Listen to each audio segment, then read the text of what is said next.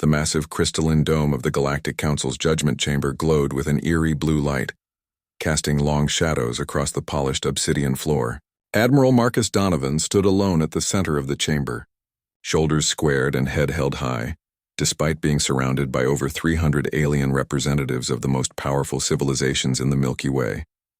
Their murmurs echoed throughout the vast space, a cacophony of clicks, whistles, and rumbles in a dozen different translation frequencies. "The Council has deliberated," announced High Arbiter Vox Nara, her 6 eyes blinking in sequence as her translucent tentacles rippled with bioluminescent patterns. "Humanity's petition for full membership is denied." A collective hiss of approval swept through the chamber. Marcus remained expressionless, though his jaw tightened almost imperceptibly. "Furthermore," continued Vox Nara, her voice amplified throughout the chamber, "the Council has determined that humanity represents an unacceptable risk to galactic stability. Your species' rapid technological advancement, unpredictable aggression patterns, and demonstrated willingness to challenge established hierarchies make you uniquely dangerous." Marcus glanced at the holographic display on his wrist. A single green light blinked twice. The signal. Everything was proceeding as expected. "The Council hereby orders humanity to surrender all faster-than-light technology, dismantle all military vessels beyond your home system, and accept permanent monitoring stations on all settled worlds." Gasps and murmurs rippled through the assembled delegates. Such terms were unprecedented. Not an exclusion, but an effective subjugation. "And if we refuse?"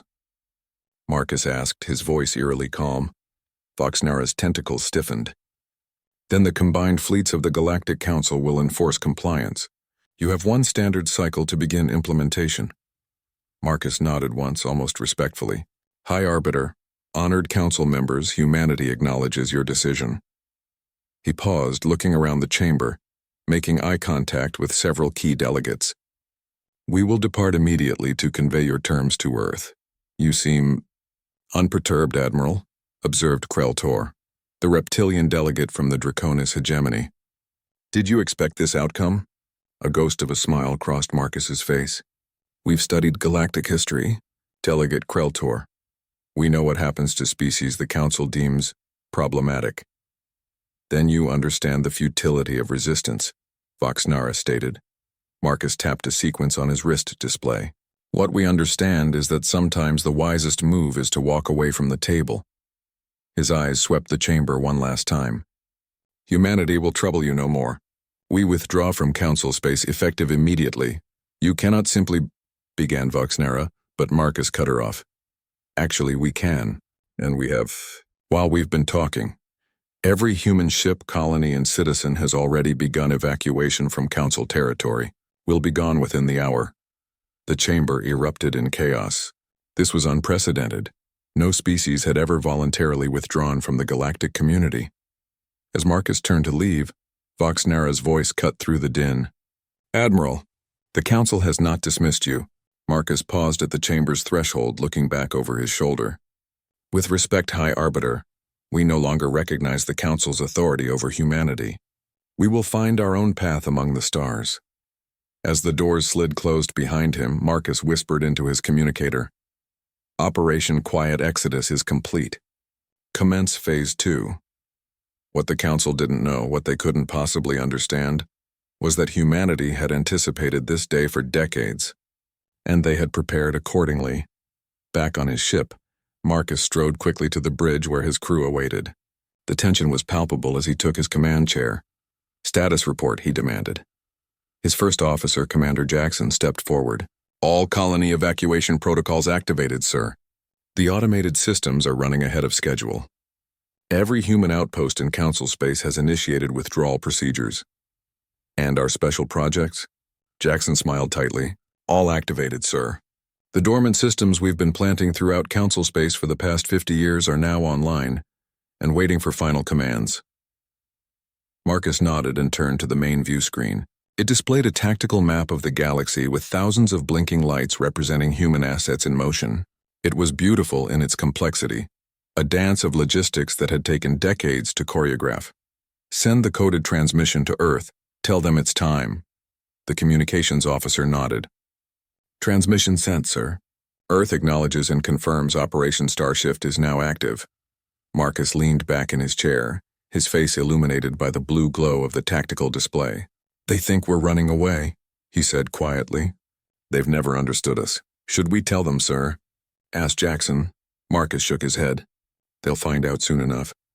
The Council has ruled the galaxy for 10,000 years by following the same playbook. Identify potential rivals, force them to disarm, then gradually reduce them to client states. But they've never faced humans before, Jackson added. No, Marcus agreed. They haven't. And by the time they realize their mistake, it will be too late. Across Council space, human ships vanished from trading lanes. Human colonies went dark. To all appearances, humanity was indeed retreating, running back to Earth to lick their wounds or perhaps prepare for a futile last stand. But in secret locations throughout the galaxy, far from Council sensors and patrol routes, other human ships gathered. Not warships, but massive construction vessels. Vessels that had been building something in the darkness between stars for over 50 years, and on Earth itself, deep beneath the surface, machines that had been quietly constructed over generations began to hum to life.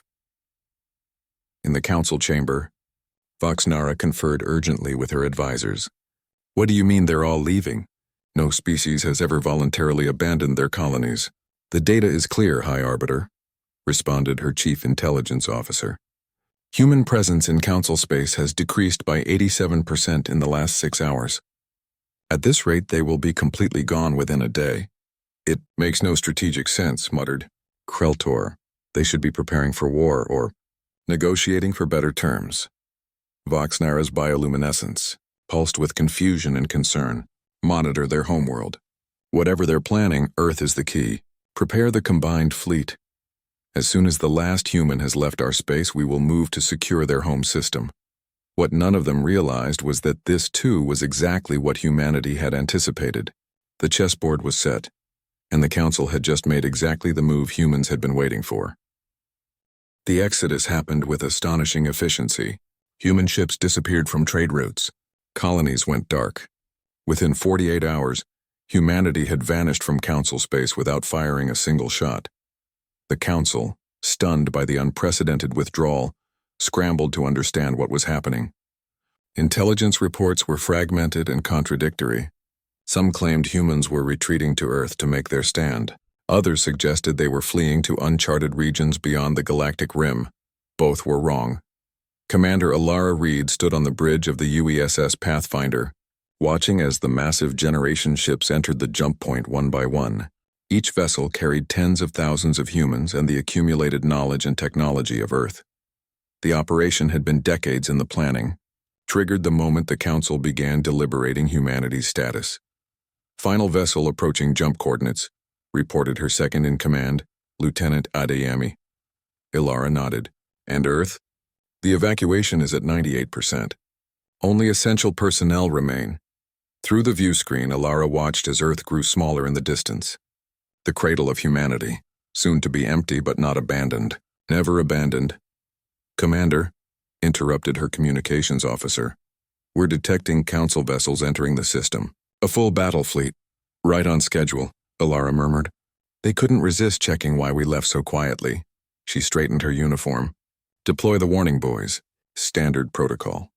Throughout the solar system, thousands of automated beacons activated, broadcasting the same message in all known languages. Humanity has chosen to depart in peace. We seek no conflict. Do not pursue. Aboard the Council flagship, Grand Admiral Zul'Varen observed the approaching Earth with growing suspicion. The human withdrawal made no strategic sense. Species fought for their homeworlds. They did not simply leave. Scan the planet, he ordered. I want to know what they're hiding. Admiral, reported his sensor officer, we're detecting massive energy signatures beneath the surface. They appear to be waiting for something. Before Zul'Varen could respond, a transmission came through. A human female in a formal uniform appeared on screen. This is President Amara Okafor of the United Earth Government. You have entered sovereign human space against our explicit warnings. Your presence has been noted, and protocols have been activated. You have 30 minutes to withdraw or face the consequences. Zul'Varen laughed. Empty threats. Your military has fled. Surrender your world and the Council might show mercy. President Okafor's expression remained neutral. "We are not threatening you, Admiral. We are warning you. Humanity has chosen to leave this region of space peacefully. Do not force our hand," the transmission cut. Zulvaran ordered the fleet to advance. 28 minutes later, as Council ships established orbit around Earth, their sensors detected movement. Deep beneath Earth's crust and oceans, massive structures began to activate, structures that had been built in secret over decades. "What is this?" demanded Zulvaran as readings flooded his command console. His science officer's voice trembled. They've altered their star, Admiral. The humans have engineered their sun." In that moment, Zulvaran understood humanity's true plan. They hadn't been preparing for war or surrender. They had been preparing to take their home with them. As the Council fleet watched in stunned disbelief, Earth itself began to move, propelled by technologies the Council had never imagined possible. The entire solar system had been converted into a massive mobile megastructure, capable of controlled stellar transit. The last human voice the Council fleet heard before Earth accelerated away was President Okafor's. "We tried to leave quietly. Remember that." Back aboard the Pathfinder, Commander Alara Reed watched the sensor readings with satisfaction. "Earth has successfully initiated stellar transit. Tracking shows they'll rendezvous with us at the designated coordinates in approximately 3 months. Lieutenant Adeyemi shook his head in wonder. The Council never understood what they were dealing with, did they? They thought we were just another species to subjugate. Their mistake was studying our weapons and not our history, Ilara replied. Every time humans have faced extinction, we've adapted. They saw our colonies as strategic assets. We saw them as experiments, testing grounds for technologies we knew we might someday need. And the Council fleet? Asked Adeyemi. Ilara's expression hardened. They're about to experience the consequences of ignoring a direct warning. As Earth accelerated to speeds no planetary body should be able to achieve, the wake of its passage created a gravitational distortion that engulfed the Council fleet. Their ships, designed for conventional space warfare, had no defenses against the fundamental warping of spacetime itself. Alarms blared across every vessel as systems failed and hull integrity warnings flashed. The fleet, pride of the Galactic Council, found itself being dragged along in Earth's wake like leaves caught in a hurricane. Zulvaran gripped his command chair as his flagship shuddered violently. All ships emergency jump. Get us out of here. FTL drives aren't responding, Admiral. His navigation officer shouted over the din of failing systems. We're caught in some kind of subspace distortion. Through the viewports, Zulvaran watched helplessly as Earth and the entire solar system seemed to fold into itself and vanish, leaving behind a rippling tear in the fabric of space. His fleet, once the most powerful military force in the sector, drifted helplessly in the aftermath. Damage report, he demanded, his voice hollow with the realization of what had just occurred. 70% of all systems offline. Weapons inoperable. FTL drives severely damaged. We're stranded, Admiral. Zulvaran stared at the empty space where Earth had been. Send a distress signal to Council headquarters. Tell them, he paused, understanding the full implications of what he needed to report. Tell them humanity hasn't fled. They've evolved beyond our understanding. Back at the jump point, Commander Alara Reed addressed her crew. Phase 2 complete. The solar transit was successful and the Council fleet has been neutralized without casualties, exactly as planned. And Phase 3, Commander? Asked Lieutenant Adeyemi. Alara smiled.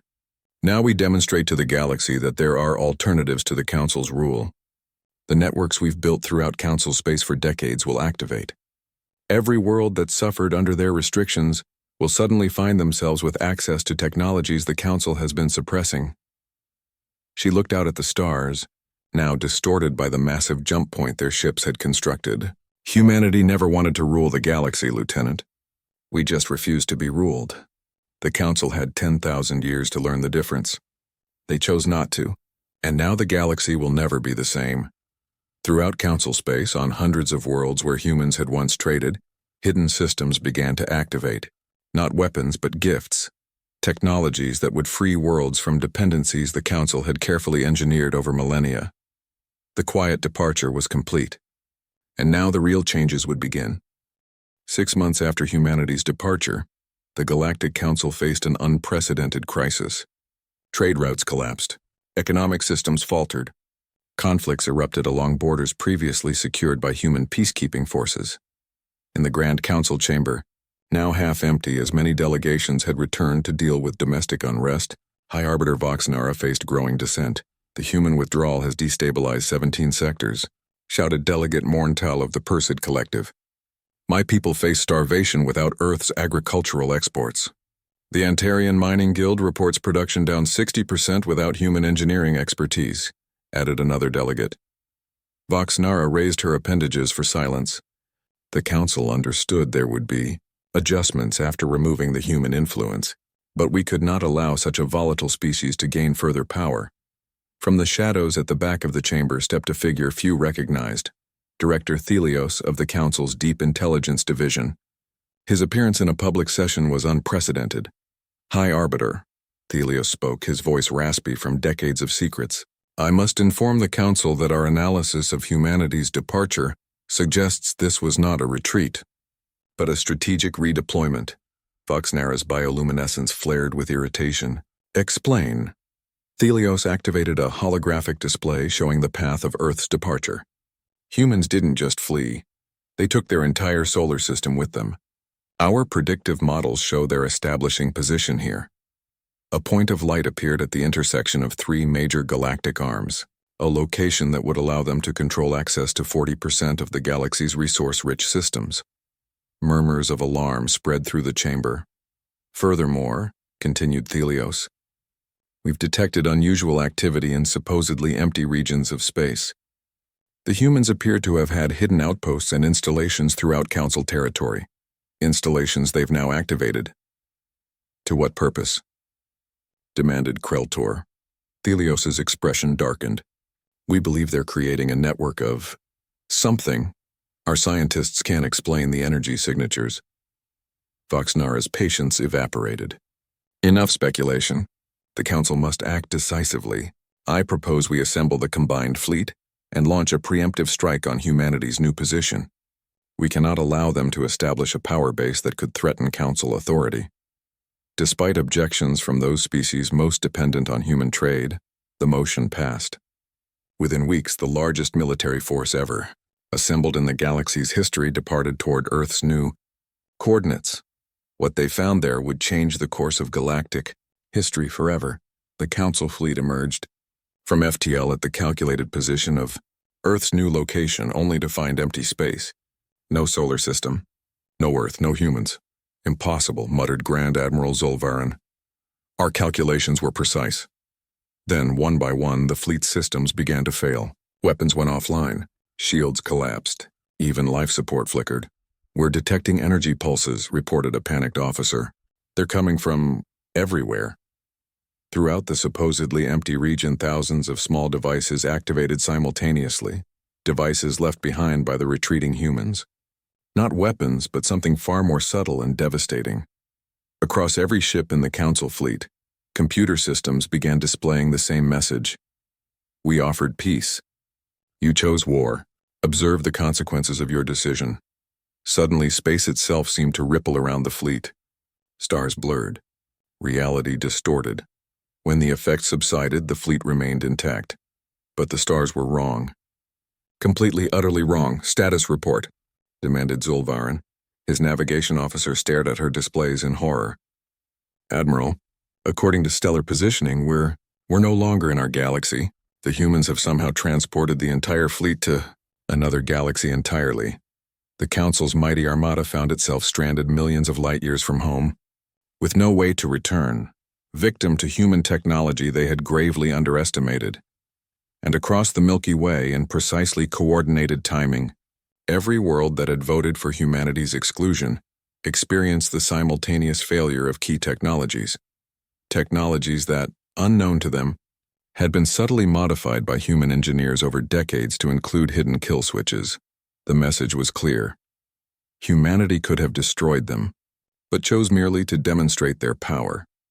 Back in the now empty Council chamber, Voxnara received the final transmissions from the combined fleet before all contact was lost. Her tentacles drooped as the implications became clear. The Council's greatest military force had vanished, seemingly transported to another galaxy entirely. How is this possible? She whispered to the few advisors who remained. No species has ever demonstrated such capabilities. Because we never let them, replied an aging council member, Admiral Jotan, who had opposed the action against humanity from the beginning. For 10,000 years, we've identified promising species and deliberately stunted their growth. We take their innovations, restrict their development, and keep them dependent on our technologies. It was necessary for stability, Voxnara insisted. Jotan shook his head. It was necessary for control. But humans, they were different. While appearing to comply with our restrictions, they were building something else entirely, a parallel technological path we couldn't recognize because we weren't looking for it. Before Voxnara could respond, the chamber's emergency systems activated. Reports flooded in from across council space, critical systems failing on hundreds of worlds simultaneously. It's happening everywhere, reported a frantic aide. Transportation networks, energy grids, communication relays, all failing at once. But only on worlds that voted for the human exclusion. Worlds that abstained or voted against the measure are unaffected. Voxnara sank into her seat. They knew.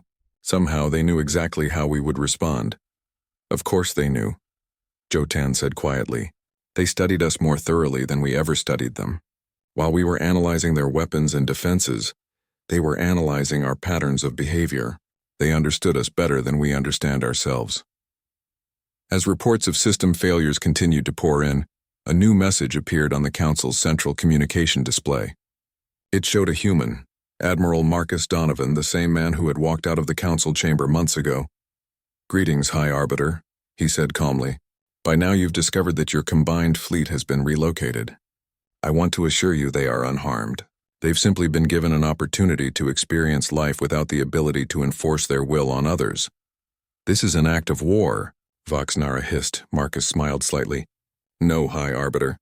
This is an act of teaching. Your fleet will be returned safely once they've learned to cooperate rather than dominate. As for the system failures your worlds are experiencing, they too are temporary. The affected technologies will resume normal function once your member worlds hold free elections to determine whether they wish to remain under council authority. You've hidden kill switches in our technology for decades," Voxnara realized. "We prefer to call them choice enablers," Marcus replied. "For centuries you've forced civilizations to surrender their sovereignty to join your council. We're simply giving them a chance to reconsider that choice. And if they choose to leave the council?" Jotan asked. "Then humanity will welcome them as equals in a new galactic association, one built on mutual respect rather than dominance and submission." The transmission ended, leaving the council leaders in stunned silence. Outside the chamber windows they could see the once mighty council capital world descending into chaos as critical systems continued to fail. "What do we do now?" whispered an aide. Voxnara's bioluminescence dimmed to almost nothing, a sign of deep despair in her species. "For the first time in 10,000 years, I don't know." Across the galaxy, on world after world, populations that had lived for generations under council restrictions suddenly found themselves with a choice. And as the humans had predicted, many were eager to embrace it. The quiet departure had become a revolution. Not through weapons or warfare, but through the simple act of creating an alternative to a system that had gone unchallenged for far too long. 1 year after the disappearance of the combined fleet, the remnants of the Galactic Council faced total collapse. Without human technology, which had secretly underpinned far more of galactic infrastructure than anyone had realized, entire civilizations teetered on the brink of technological regression. In the nearly empty council chamber, the few remaining delegates gathered for what many believed would be the final session of the once mighty governing body. "We must contact the humans," urged Delegate Rail Shy of the Aldiarian Republic. "Beg for their return if necessary." "With what?" snapped Kreltor, one of the few original council members still present. "Our long-range communication systems relied on principles the humans introduced. Without them, we can barely maintain contact between neighboring systems." The chamber doors slid open, and a single human figure walked in, Dr. Lucia Reyes, formerly Earth's leading xenoanthropologist, now something else entirely. "The Council recognizes Ambassador Reyes," Voxnara said formally, her once proud tentacles now dull and listless. Lucia's footsteps echoed in the cavernous space as she approached the center. "I am not an ambassador. I am here as a witness." "Witness to what?" asked Kreltor. "To the consequence of your decisions." Lucia activated a holographic projector. Above the council floor appeared an image of Earth, but transformed. The planet now resided at the center of an immense artificial structure that spanned an entire solar system.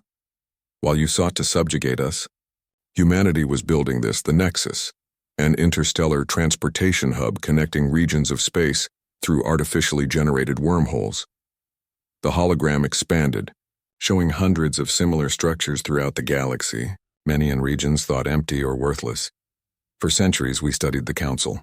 We watched how you incorporated new species, stripped them of autonomy, and extracted their resources while limiting their development. We knew our turn would come. Voxnara's bioluminescence flared with anger. "You infiltrated us, manipulated us." "We understood you," Lucia corrected.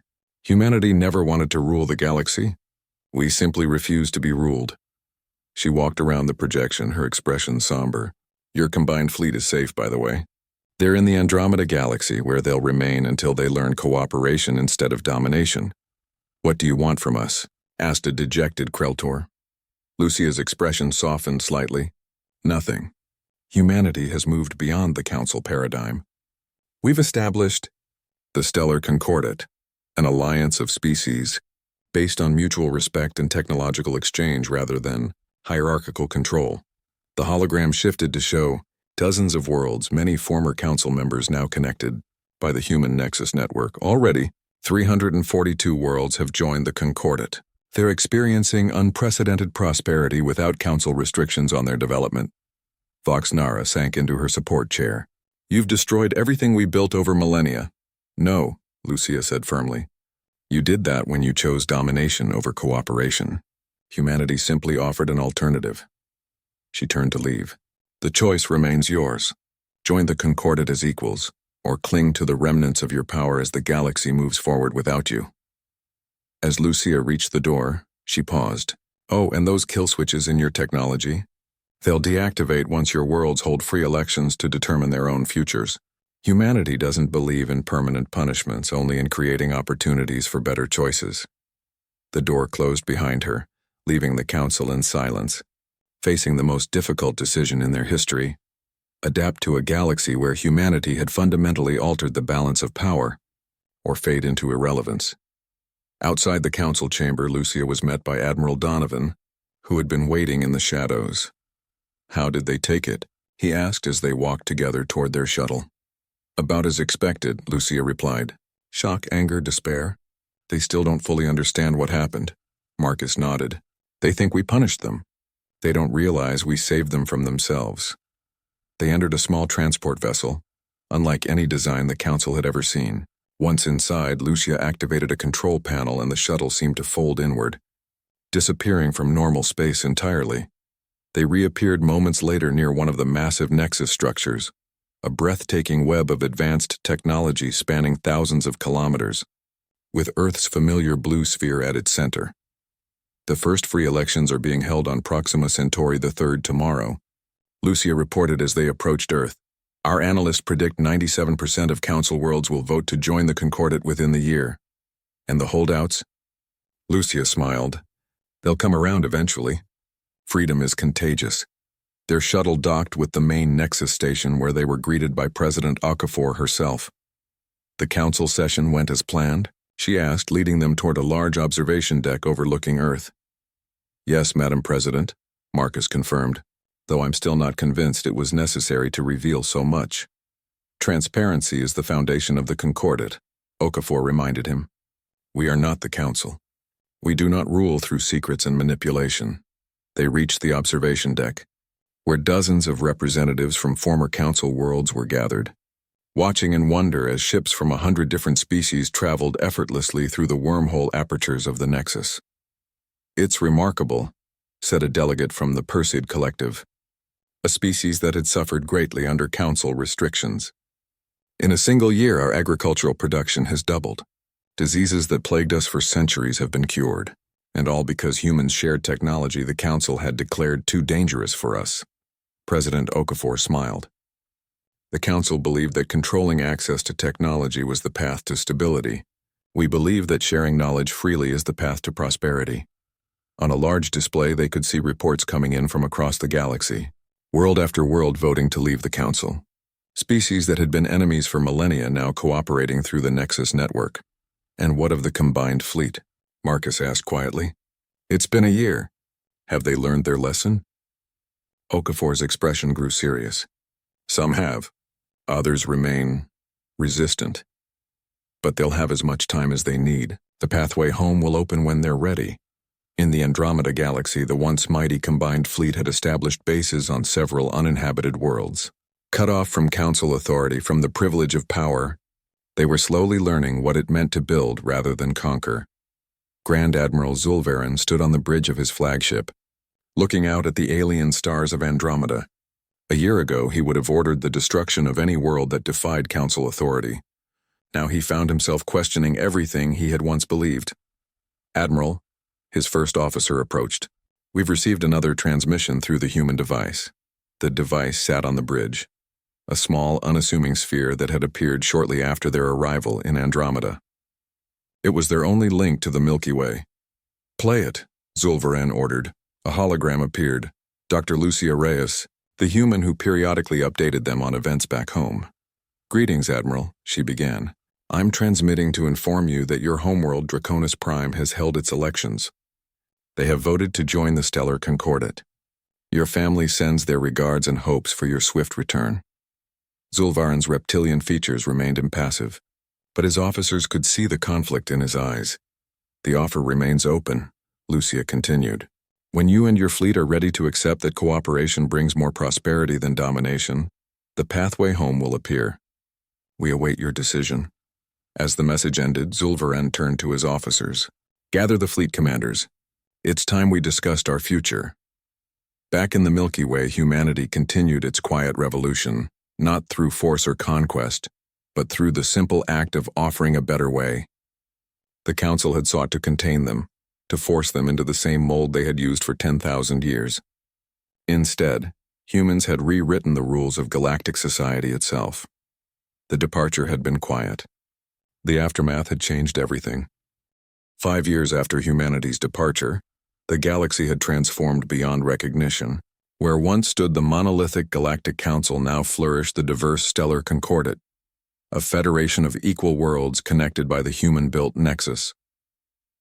On the station Harmony Point, constructed at the exact location where the Council had once denied humanity membership, representatives from over 800 species gathered for the 5th anniversary summit. Admiral Marcus Donovan, now considerably older and serving as Earth's representative, stood at the observation deck watching ships of all designs arriving through the shimmering wormhole apertures of the Nexus. Quite a change from the Judgment Chamber, isn't it? Asked a familiar voice. Marcus turned to find Kreltor approaching, the former Council delegate now served as the Draconis Hegemony's ambassador to the Concordat. The galaxy needed change, Marcus replied simply, though I admit we never expected it would happen this quickly. Kreltor made the clicking sound his species used to indicate rueful amusement. Did you know what would happen? When you walked out of that chamber, did humanity already have all this planned? Marcus smiled enigmatically. Let's just say we had contingencies for every possible council response. Their conversation was interrupted by the arrival of Dr. Lucia Reyes, now serving as Chancellor of the Concordat. Gentlemen, she greeted them, the session is about to begin, and we have unexpected guests. On the main Concordat floor, a delegation unlike any other waited, the returned officers of the combined fleet, led by Grand Admiral Zul'Varen himself. Their years in Andromeda had changed them profoundly. Admiral Donovan, Zul'Varen inclined his head respectfully. I believe I owe you an apology. Marcus shook his head. No apologies necessary between equals, Admiral. The summit chamber filled with representatives of hundreds of species, many formerly subjugated under council rule, now flourishing with access to the full spectrum of technological development. The Perseid Collective had developed revolutionary medicine. The Antarians had created art that now spread throughout the galaxy. Species once deemed primitive by council standards were contributing unique perspectives to galactic culture. Chancellor Reyes called the assembly to order. Today marks 5 years since the foundation of the Concordat. 5 years of cooperation instead of domination. 5 years of sharing instead of restricting. She activated the central hologram, revealing a three-dimensional map of the galaxy. Throughout it, bright points of light indicated nexus nodes, the wormhole network that had made traditional FTL travel obsolete and connected the galaxy as never before. And today, she continued, we unveil the next phase of our shared journey. The hologram expanded, showing connections reaching toward neighboring galaxies, Andromeda, Triangulum, and beyond. The intergalactic nexus is now operational. Humanity never sought to control the galaxy. We sought to connect it. And now we extend that connection beyond our galactic borders. Murmurs of amazement filled the chamber. Even Marcus looked surprised. This development had been kept secret from all but a few. Zulvarin stepped forward. Chancellor, if I may. When Lucia nodded, he addressed the assembly.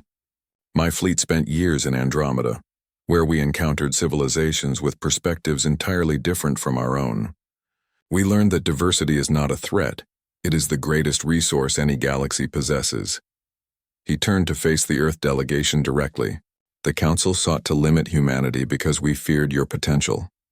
We didn't understand that your greatest strength wasn't your technology or your adaptability. It was your fundamental belief that different doesn't mean inferior. The chamber fell silent as the former enforcer of Council Will continued. The humans could have destroyed us. Instead, they forced us to learn. And for that, I am grateful. Chancellor Reyes smiled. The past cannot be changed. But today we look forward, not just to a new era for our galaxy, but to the first steps of intergalactic cooperation. As the summit proceeded, Marcus slipped away to a private communication room. He established a secure connection to Earth, not the Earth that everyone knew about, but the original Earth, hidden away in a pocket dimension created during the Exodus. President Okafor's face appeared on screen. How goes the summit, Admiral? Better than we could have hoped, Marcus replied. The intergalactic nexus announcement was a masterstroke. Okafor nodded. And the returning fleet? Completely transformed. Zulvaran himself is advocating for cooperative governance. Then our gamble paid off, Okafor said softly. When we chose to depart quietly rather than fight, many thought we were surrendering. Marcus smiled. Instead, we changed the rules of the game entirely. The Council's action against us was indeed the disaster we predicted, just not for humanity. After ending the transmission, Marcus returned to the summit hall, where representatives from hundreds of worlds were mingling freely. Former enemies now worked side by side, sharing knowledge and resources through the Nexus network. Near one of the large viewports, a group of children from a dozen different species watched in wonder as a new wormhole aperture opened, connecting the Milky Way to the Andromeda galaxy for the first time. Will we be able to visit other galaxies now? Asked a young Antarian, her crystalline features sparkling with excitement. Eventually, yes, replied her human teacher. The Nexus network is still growing. Soon, distance will no longer separate any sentient beings who wish to meet. Marcus watched this exchange with satisfaction. This was what humanity had been working toward all along. Not conquest, not dominance, but connection. The ability for all species to reach their full potential without artificial limitations. Chancellor Reyes approached, offering him a drink. To 5 years of peace, she said, raising her glass. And to what comes next, Marcus added. Their conversation was interrupted by a soft chime, a notification that a new species had requested Concordat membership. The first from outside the Milky Way. It begins, Reyes said softly. In the center of the chamber, a holographic representation appeared, a species from Andromeda, utterly unlike any in the Milky Way, yet reaching out across the intergalactic void with the simple message, we wish to learn, we wish to share. 5 years ago, the Council had sought to contain humanity, to force them into submission or destroy them. Instead, humans had simply walked away, and in doing so, had transformed not just their galaxy, but potentially all galaxies within reach. As the summit continued, news spread throughout the Concordat worlds of the first contact with an Andromedan species. Celebrations erupted on hundreds of planets, with beings of all forms and origins united in the simple joy of discovery. On worlds where the former Council still maintained influence, Now reduced to less than 50 systems, the news was met with fear. The Council's final prophecy had come true. Humanity had indeed created something that would change the galaxy forever. But it wasn't a weapon. It wasn't an empire. It was a network of people, of ideas, of possibilities. Aboard the station, as the formal proceedings concluded, Marcus found himself speaking with a young diplomat from a world that had been one of the first to join the Concordat. "Is it true that humans planned all this from the beginning?" she asked. "That you anticipated the Council's actions and prepared this response over generations?" Marcus considered the question carefully. "Not exactly," he admitted.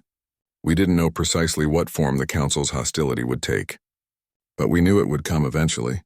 Throughout human history, whenever we encountered power structures based on control rather than cooperation, conflict was inevitable. And so you built the Nexus in secret." "We built many things in secret," Marcus said with a smile. "The Nexus was just one of them.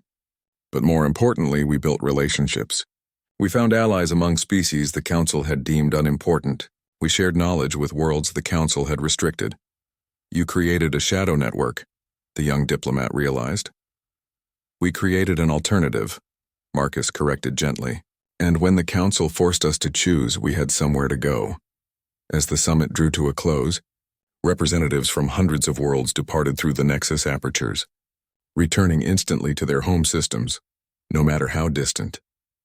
The technology that humanity had developed in secret had rendered traditional space travel obsolete. Reshaping the very nature of galactic civilization, the Council had sought to prevent humanity from gaining power. Instead, they had triggered a peaceful revolution that ended their 10,000-year dominance without a single shot being fired. Humans had departed quietly, but in their wake, they had built something far greater than anyone could have imagined. And as the first transmissions from Andromeda began to flow through the intergalactic nexus, it became clear that this was only the beginning.